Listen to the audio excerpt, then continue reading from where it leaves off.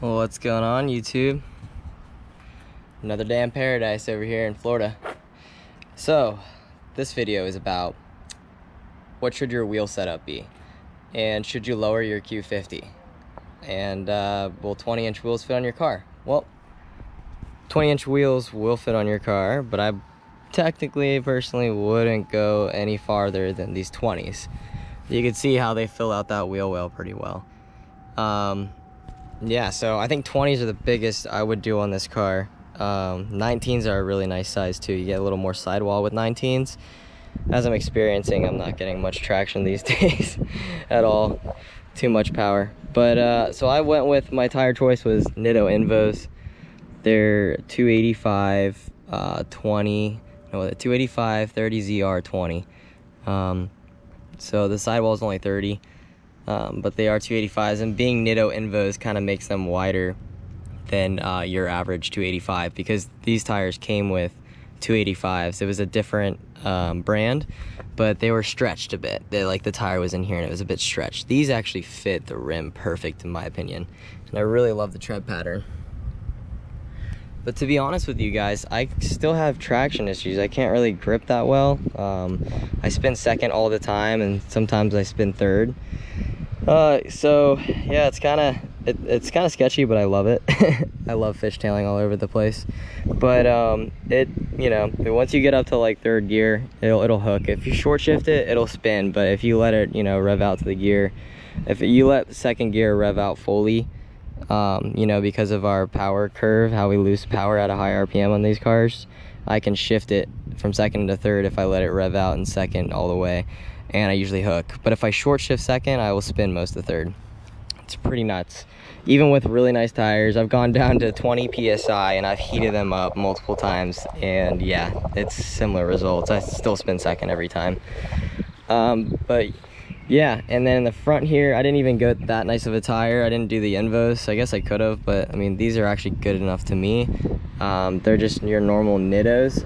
I forget exactly which style they are. But they're 245 35 ZR 20s. So these are just kind of the cheaper Nittos basically, but they work great for me. They sound fine, they grip pretty good.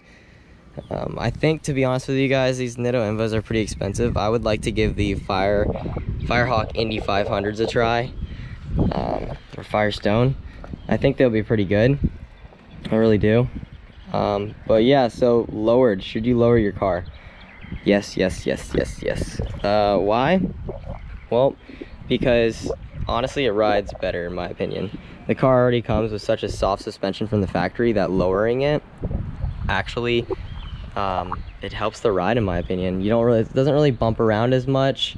In clearance, guys, you guys are worried about clearance with speed bumps? Well, guess what? I can get over speed bumps with this thing. I really can. See, look. I still have plenty of clearance. This car looked like it was always meant to be lowered, honestly. Like, I still have tons of clearance. No issues with clearance whatsoever. But yeah. So, you guys definitely should lower your car. Handles a lot better. It's pretty freaking hard, though, to do. You have to come in here, and your shock absorbers for the front are right here, obviously. But the worst part is, in order to get to these rear ones, you actually have to take the seat out, and the bracket or the mechanism where you can unbolt the stock suspension from is back in here.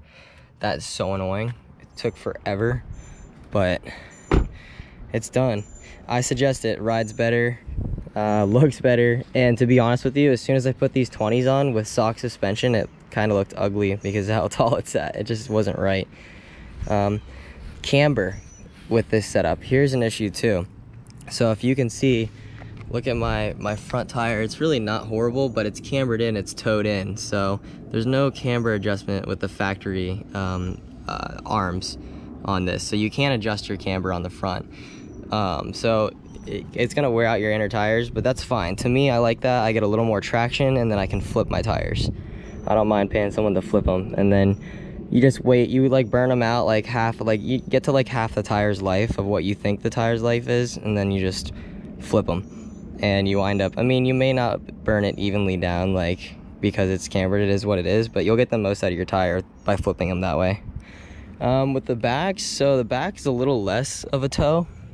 Can't see it too much, but it is got a little camber to it. It definitely affects traction. There is a stock camber adjustment on here, but I have the stock camber adjustment maxed out to toe out, so it was way more towed in before this, but at least there is an adjustment. That's all I can do, really. I'm already maxed out back here. It's part of being stance. You're gonna have a little bit of camber, you can't really help that. You can buy a kit for the front, adjustable kit.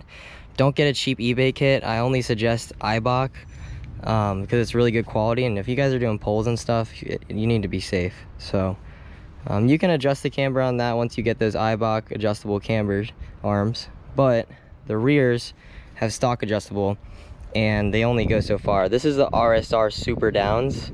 I don't just have the downs, I have the Super Downs, so I'm pretty sure it's a 2-inch drop.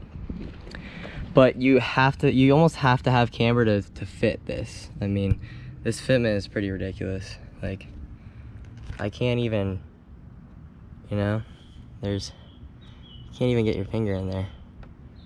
So I love that fitment. I'm all about the fitment. It's very flush, it doesn't even stick out past the car. So, but yeah, kind of all over the place in this video, but just wanted to explain my thoughts of lowering the car and putting a pair of offsets on it. Highly suggest it. Looks amazing, rides amazing. Yeah, gotta do it. Yeah, hope you guys liked the video. Please like and subscribe. More content coming.